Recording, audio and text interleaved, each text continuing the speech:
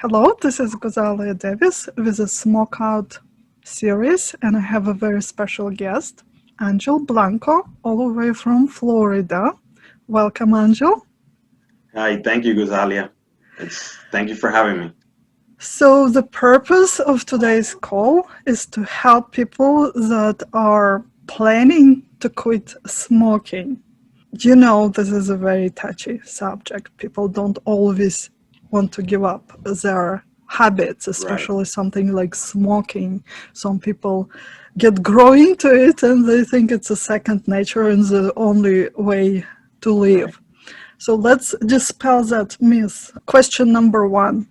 Everyone asks, and you know, every person that calls you to book an appointment, first thing they will ask, does it really work? Yes, absolutely. It really does work. You know, just as many hypnotists out there, that many ways to do the smoking cessation. Would you share a little bit of your process? What is so special about that? Well, my process, in difference to, or in contrast to most other hypnotists, is, I don't really do a lot of reading a script or anything like that. I pay attention to the person as an individual. I go through an interview process where I work directly with what that person needs. Everybody's different. Again, this is more of that reading of the unconscious, where through the interview process, I'm able to really see what is the person's true motive for smoking. That's what I base it on. So whatever is keeping them as a smoker is what we're going to work on, because That that's what's keeping them in bondage to that. true motive is a key The word true here, motive. really. Yes, About people that smoke, they all smoke for different reasons, right? absolutely. And if you don't resolve that part, nothing can really help. Right. And that's my main goal. I look for that seed, that makes them a smoker, and rip it out. In Hmm. other words, in a very gentle and nice way, of course, but it's ridding them of something that doesn't belong to them. That's not who they really are. I see that a lot of smokers have picked up that identity of being, oh, I'm a smoker, when that's not really who you are. It's You're true. The people say, I am a smoker. No, you're a man or a woman that happen to be temporarily smoke, right? Absolutely, yeah. And everybody has different reasons for picking up on it. Some have, nobody likes that first drag. Everybody coughed. It's not who you are. You did it for either a social thing, or you saw your dad smoking, or your grandfather. Some people have a secondary gain. They have self-punishment or something, that they are unconsciously trying to kill themselves with smoking. And it's rough. Not everybody has the same reasons for it. And that's where I think I stand out to some other ones. This is, of course, not downplaying any other hypnotists that do it any other way.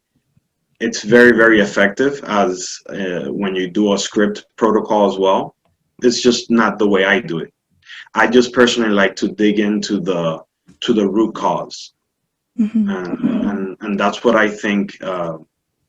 Somebody's paying me for my time as well. I like to do my job as best as I can, and give them most of what they're looking for. They want to truly be free from this. They don't want to be in bondage, and therefore I have to go that route. And as far as me, I could, of course, sit them in a chair and read a script as well. But Hmm. that's not That what. brings me to another question.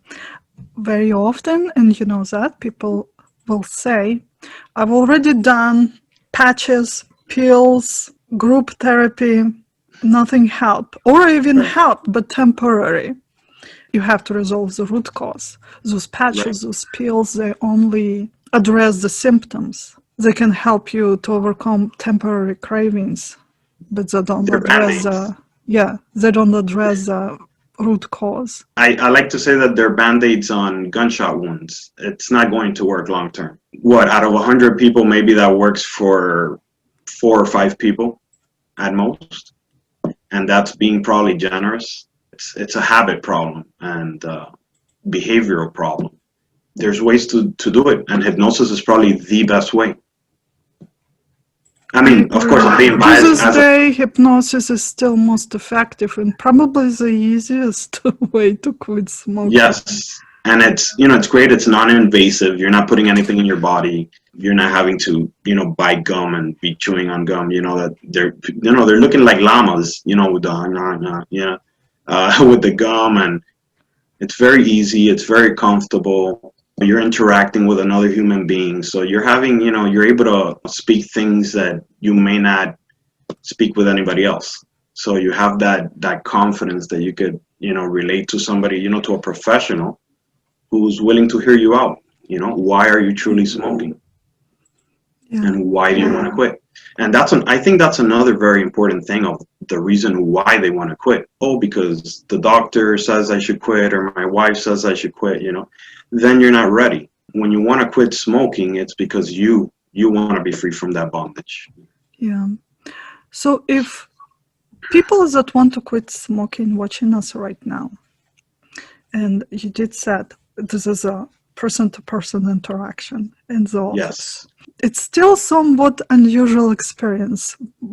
Not many of us get to meet hypnotists on daily basis, and you know how the area of hypnosis is still covered with some mystery and some people concerned coming and spending some time with a hypnotist who supposedly will take over your mind.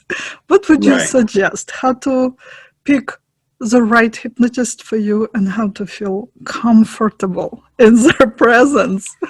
Right. Well, this is like an everyday thing, pretty much, having to go through the clearing up of what hypnosis is. It's not mind control. You're not going to give me your ATM PIN number. It's very safe. Anything you do in hypnosis is the same thing you would do out of hypnosis. Obviously, you could call it an altered state of consciousness. You could call it so many things, but it's a trance state, and we're on different trance states in a daily basis. So it's a normal human process. Right before you go to sleep, you're entering a trance. Right before you come out, you're in a trance. When you drive, most of the time you go into a trance.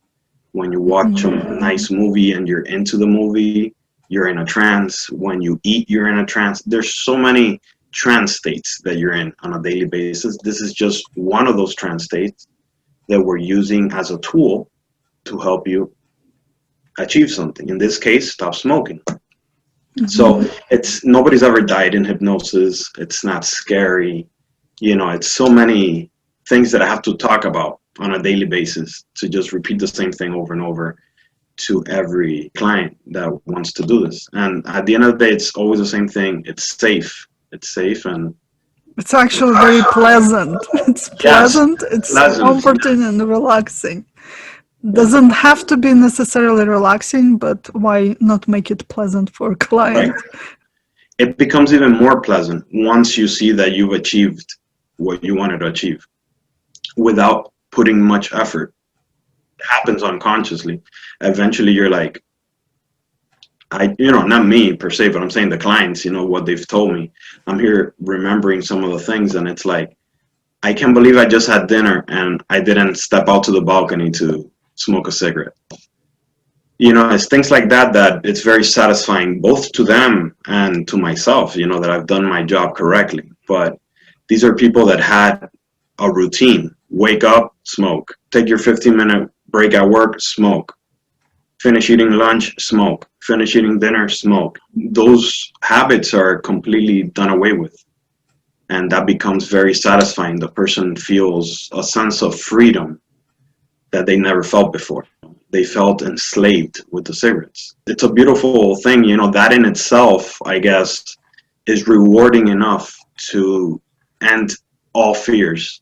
What's scarier, to be an hour and a half in hypnosis, or to be a slave to cigarettes the rest of your life, dying with emphysema or any other situation? So when you put it on the balance, it's worth it. Exactly. So where do you see your clients? Do you work in person, online? I mean, now times you have to work online, right? Right. Yeah, especially now, things have really changed. I've gradually moved online more and more.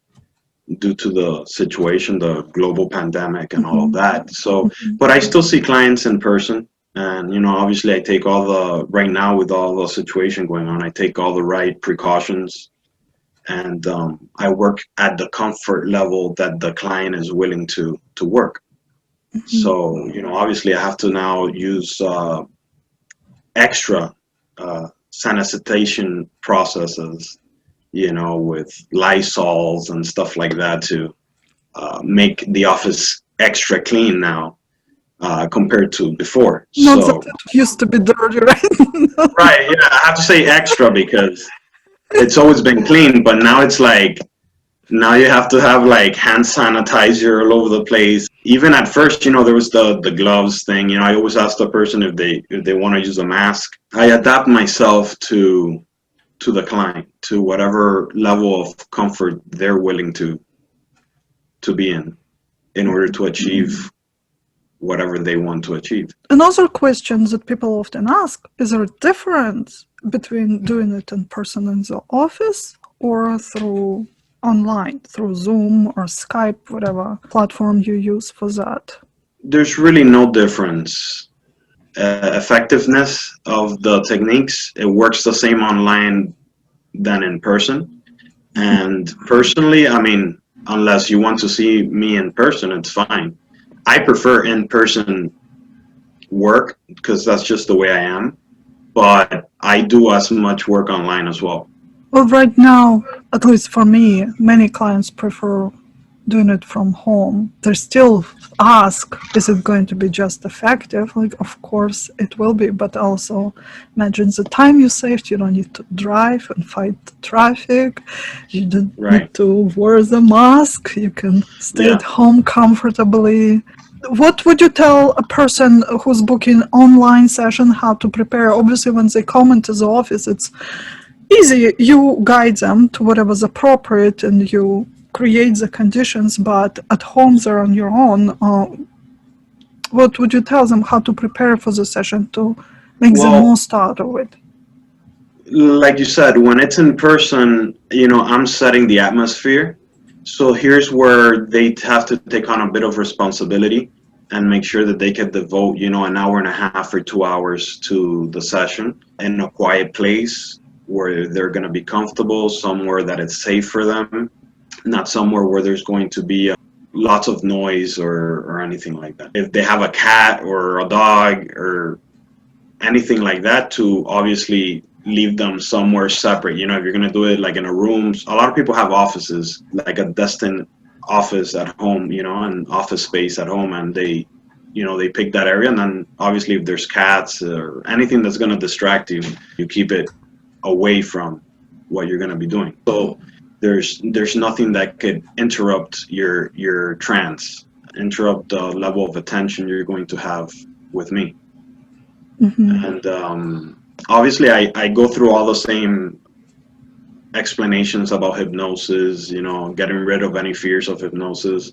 That's all part of the protocol. I actually learned this from Sean Michael Andrews, that you should tell them ahead of time if we lose this connection, through the Skype or through the Zoom, to just reconnect, and then we'll pick it up Yeah, from and there. the effectiveness does Yeah, not there's get nothing. lost over it. Yes. Thanks, Sean, for that. By the way, that's something that works. As far as the effectiveness, it doesn't matter. It works just the same to go ahead and restart everything. Mm-hmm. Very good. So where can people find you, Angel? 1111hypnosis.com. And I will And put the links below. Where yes, can they see you in person? yes. Well, my office is located in Hialeah, and they can also. I'm very active on Instagram. They could find me there at 1111 Hypnosis, and I have a YouTube channel that started recently, actually. So that's just a way that I'm able to put up content for people, so that they could, So they can find. see you actually working. Yes? Yeah. That's fun. So yeah, it's I just started it probably not too long ago, but it's I'm gonna be adding more and more content as time goes by. So that should be Nice. hopefully in the next few months that should be really moving a lot more. So especially now with the whole coronavirus and everything, I've had a little bit more time to set up the video making process. I'll probably be including things on there that they could use as resources. Probably tell them, hey, watch this video and he'll help you for this, or that might give you some ideas. And it's nice a person gets to know you even before they meet you. So Absolutely. it's nice. Yes. Well, thank you so much for joining me today. Maybe we'll Thank do you. this again Thank you for sometime soon. thank Thank you for you. having me.